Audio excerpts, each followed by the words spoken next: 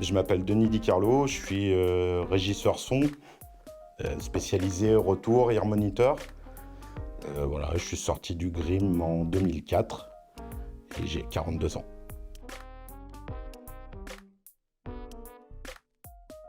Alors l'ingé son moniteur in-ear, il s'occupe du son sur la scène pour les musiciens, les chanteurs, les acteurs, les danseurs aussi maintenant. Donc les retours, c'est quand on a des enceintes devant pour que chaque musicien, les chanteurs et tout puissent s'entendre. Et les in-ear monitors, c'est les petits écouteurs qu'on a dans les oreilles. On est là pour soigner le confort des musiciens, des artistes qui sont sur scène, pour qu'ils s'entendent bien, pour qu'ils soient dans des conditions optimales pour pouvoir faire le meilleur show possible.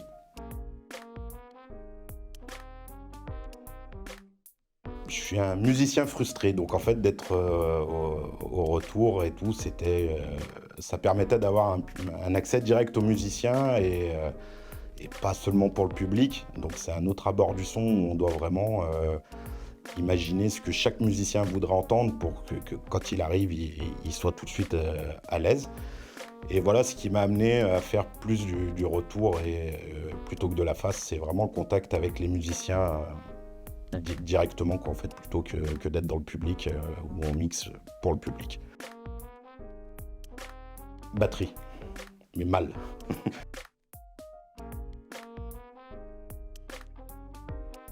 Défi technique, ce qui est dur aujourd'hui, c'est la coordination de tout ce qui est HF sans fil, donc les micros, les ear monitors sans fil, tout ça. Voilà, ça devient, on a de moins en moins de fréquences disponibles, donc arriver à synchroniser tout ça, parce qu'il y a la télé, la 5G, tout ce qui peut être sans fil à l'heure d'aujourd'hui. Donc ça représente une grosse part technique. Après, les défis techniques, chaque jour a son défi, tout reste gérable. À l'heure d'aujourd'hui, vraiment le plus dur, c'est la coordination HF.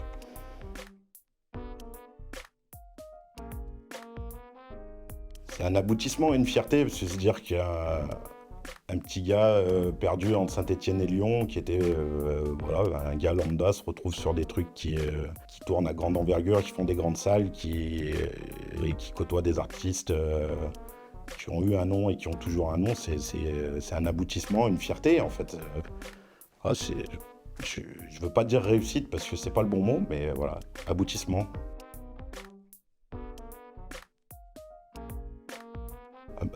Une console qui plante, voilà, console qui s'arrête un 21 juin, qui a plus envie de marcher du tout, et on est au 2e groupe sur 6. Des galères, il y en a toujours, on les voit pas forcément, le public ne les voit pas forcément, mais voilà, ça a été mon plus gros stress et ma plus grosse galère que j'ai eue en vrai et en live.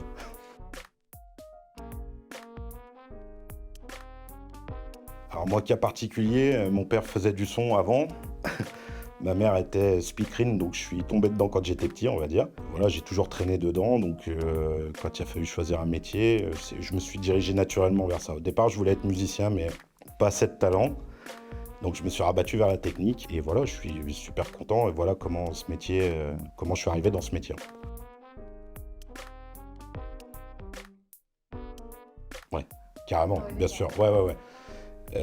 Comme je t'ai dit, mon père était ingé son, et il m'a traîné de partout, m'a beaucoup traîné avec lui et tout. Moi, vraiment, c'est vraiment plus qu'un choix de métier, c'est une passion, et voilà. Donc oui, je savais, j'ai touché à la lumière pour comprendre, mais c'est pas le même métier. Vraiment, moi, je savais que je voulais que je ferais du son.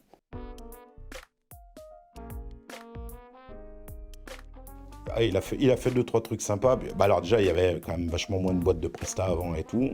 Et il a bossé dans une des...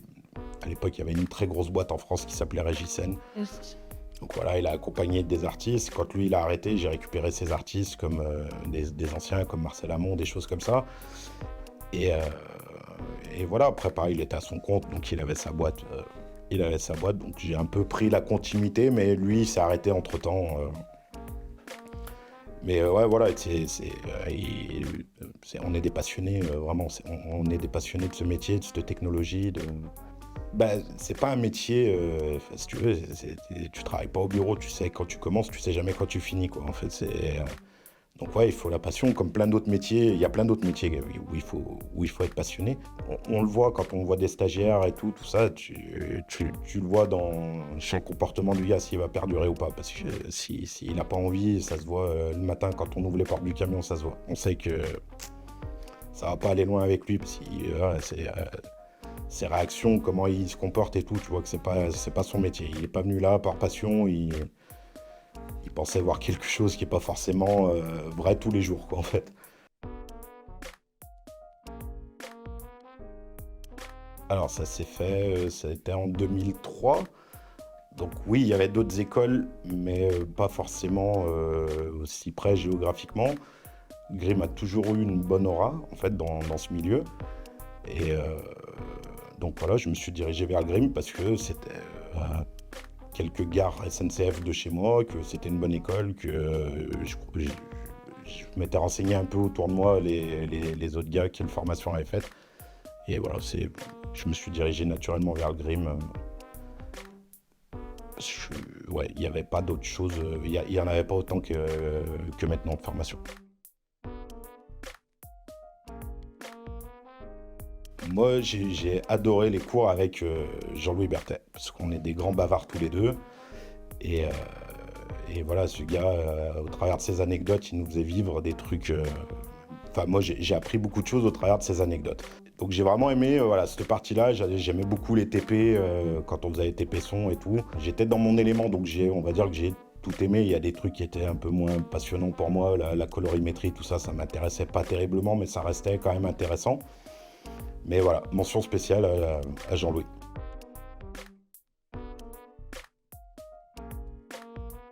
Bah, plutôt bien préparé, le fait de faire des stages en entreprise, de trouver les bonnes entreprises aussi qui nous font sortir, qui nous laissent pas au fond du dépôt à balayer et souder des câbles. Le fait d'être formé par des gars qui viennent du terrain, c'est la meilleure école possible parce qu'il y a des retours d'expérience, justement, il y a des anecdotes, il y a de l'histoire, il y a plein de choses qui, pour celui qui veut l'entendre, sont des armes redoutables, quoi. Donc, moi, je pense que j'étais bien préparé. Après, on reste novice quand on arrive dans le métier, qu'on sort de l'école, mais j'ai été bien préparé. Et puis, bon, moi, j'ai un peu triché par mon parcours, mais, mais non, non, moi, je suis vraiment content d'avoir fait cette formation. Bien sûr, il y a de plus en plus de femmes, et c'est cool parce que ça calme un peu les esprits de gros bourrins, de mecs qu'on est quand même.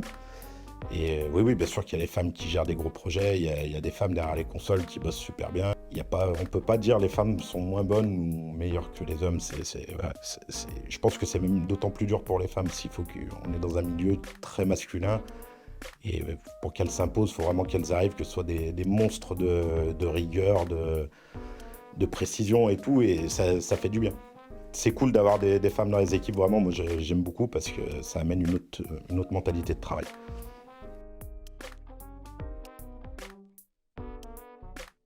Bien sûr, les évolutions, moi j'ai commencé avec des consoles analogiques. Donc bien sûr qu'il y a eu des évolutions qui nous ont amené des possibilités de travail énormes. On était plus restreint avec les consoles analogiques, on a gagné sur le poids du matériel. Tout était très très lourd il y a 20 ans en arrière, et très gros aussi. Et bah, du coup, ouais, on a gagné sur le câblage, sur le traitement du son, l'approche du son. On peut faire des choses qui étaient impossibles à faire par le matériel avant. Voilà, un truc bête à l'heure d'aujourd'hui, les virtual soundcheck, quoi. On se remet le concert de la veille, on peut faire nos balances tranquilles. Chose qui était pas impossible, mais qui était ingérable à l'époque de faire. Donc on peut retravailler les shows à la maison tranquille sur une console, se repréparer le show d'après. Et ça, c'est des évolutions. Voilà, on a gagné sur le câblage aussi. On passe par des RJ45, des fibres optiques. Avant, on tirait des torons de câbles comme ça entre la face et la scène. Maintenant, voilà, on tire de RJ, de fibres optiques. Donc, il y a eu belles évolutions et très très bénéfiques et qui nous ont fait gagner du temps de travail, de l'énergie, qui nous ont amené des possibilités de travail aussi qui sont incroyables à l'heure d'aujourd'hui, quoi.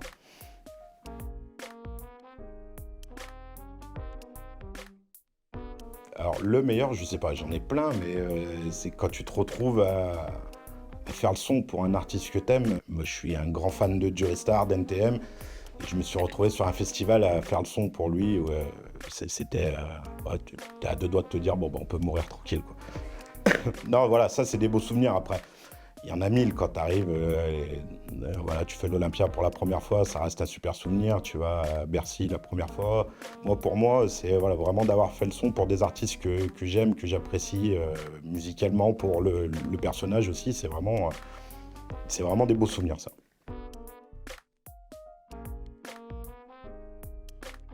Alors, ouais, il y a du compte-gouttes, il y a des choses, voilà, justement, il y a des projets qui se préparent un peu à l'avance. Quand une production décide de mettre une tournée sur la route, ils se réveillent pas le lundi matin en disant, bon, samedi on attaque, on fait l'Olympia, les Zéniths.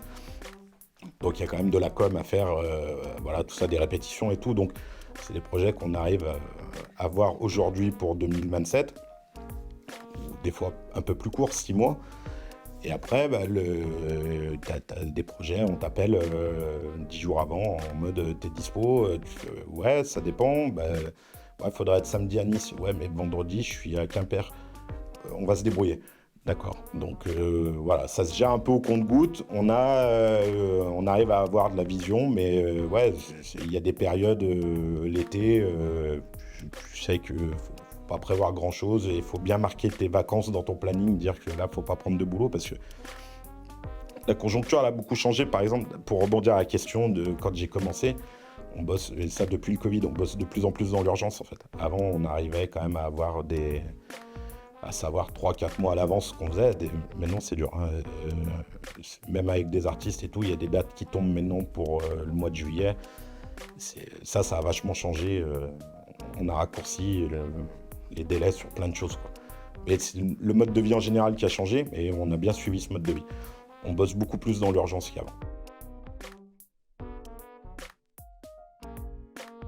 Dans ce que je vais faire, voilà, bah, les projets avec des plateaux d'artistes d'années 80, le groupe Gold, on continue, voilà, gros groupe français des années 80, on continue encore la tournée encore quelques années. On fait une date, c'est au mois d'octobre, on fait le Casino de Paris. Euh, voilà, et puis plein d'autres projets en cours qui sont, on ne sait pas. Après, il y a des choses qui arrivent en 2027 aussi, toujours avec des artistes assez anciens, voilà, comme Michel Thor, comme des gens comme ça de la chanson française. Cet été, je vais être un peu sur les routes avec Jérôme Anthony, l'animateur télé qui a sorti un album, donc on fait quelques dates avec lui. Voilà, l'année dernière, j'ai fait Billy Crawford faisait son premier Olympia. J'ai fait l'Olympia avec Billy Crawford. On a refait des concerts derrière avec lui. Euh, euh, voilà. Et j'essaie de réfléchir parce que les trucs qui sont un peu, qui sont ouais, guicheurs un peu. Voilà. Si, ouais, je vais faire le festival de Poupette avec Gold, qui est quand même un gros festival en France. Ça, qu'est-ce qu'on a après, je sais pas. Puis c'est pas tout, c'est pas encore tout calé, mais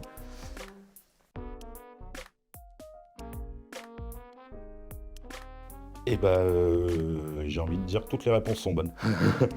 Ouais, il y a des artistes, bah, en fait, ouais, il y a des artistes, tu te retrouves à bosser avec eux parce que tu as remplacé un pote qui part sur un autre truc, qui te dit, tiens, voilà, que t'aimes pas forcément. Il y a des artistes que tu apprends à aimer, en fait, avec le temps. Parce que, voilà, par exemple, ça fait 2 ans que je bosse avec Gold, mais c'était pas forcément ma culture musicale. Mais tu apprends à aimer parce que tu écoutes la musique, tu écoutes que tu te rends compte qu'il y a ils ont quand même fait des belles choses il y a 40 ans. Donc tu apprends à aimer plus que ce que tu aimais. Et ouais, des fois, tu as de la chance, tu bosses avec des artistes que tu aimes et c'est un pur hasard. Donc voilà, le cas, ce que je disais de Joe Star, je faisais les retours, l'accueil retour sur un festival, il s'est pointé, pas d'ingé retour et tout. Et je dis, bah voilà, c'est cool. Donc voilà, il y a les boîtes de prod avec qui tu bosses qui t'amènent du boulot, et puis des fois, il y a le hasard qui fait bien les choses, ou mal, parce que tu peux te retrouver à faire des choses que tu détestes. Mais après, c'est moi quand je suis pas bien dans le style musical, j'ai du mal à m'impliquer dans le truc, donc je préfère pas prendre le truc. Et il y a des gens qui arrivent très bien, mais voilà, tu découvres forcément des choses, même si c'est pas ton univers musical, il y a forcément des choses qui vont t'attirer dedans, ou l'humain, parce que tu vas te retrouver avec une super équipe. Ça compte aussi. Tu vas te retrouver avec une super équipe et où tu n'es pas forcément fan de la musique, mais le job est cool, quoi, en fait.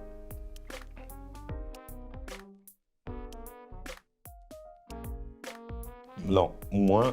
J'écoute toujours de la musique, mais plus pour me remettre dans ma musique que j'aime, quoi, en fait. Donc, voilà, tu vas faire, je sais pas, t'as des projets des fois où tu bloques 4 5 jours quand t'es en répé avec le même artiste, où t'es pas forcément dans ton truc. Là, quand je vais rentrer, je vais réécouter de la musique que j'aime pour me ramener un peu à mon identité musicale de ce que j'apprécie, quoi. Mais non, je suis pas un grand consommateur de musique, justement.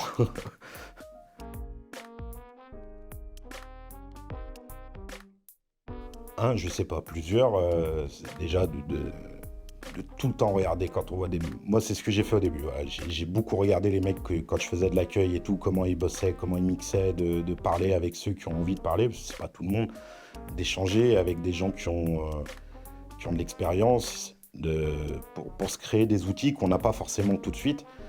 Et voilà, s'impliquer à mort dans les stages pendant qu'on est au Grim pour avoir des retours d'expérience. Et ouais, il faut taffer à mort au début, partout, faire tout ce qu'on vous propose, tout, c'est toujours dans des conditions respectables, hein, bien sûr, mais il faut bosser, d'aller voir des petites productions, des plus grosses productions, des petites boîtes de presta, des grosses boîtes de presta, des festivals associatifs où on sait que ça va être route, ça va être galère, mais pour se faire un gros bagage, pour se parer à plein de choses après, voilà, et puis travailler sur soi, la rigueur, la ponctualité, d'être présentable, d'être voilà, au service des gens avec qui on bosse. Ça, c'est le plus important, d'être au service des gens pour qui on bosse, en fait. Vraiment, c'est primordial à l'heure d'aujourd'hui, mais faut en vouloir. Le mec, celui qui a la rage, il est obligé d'avancer.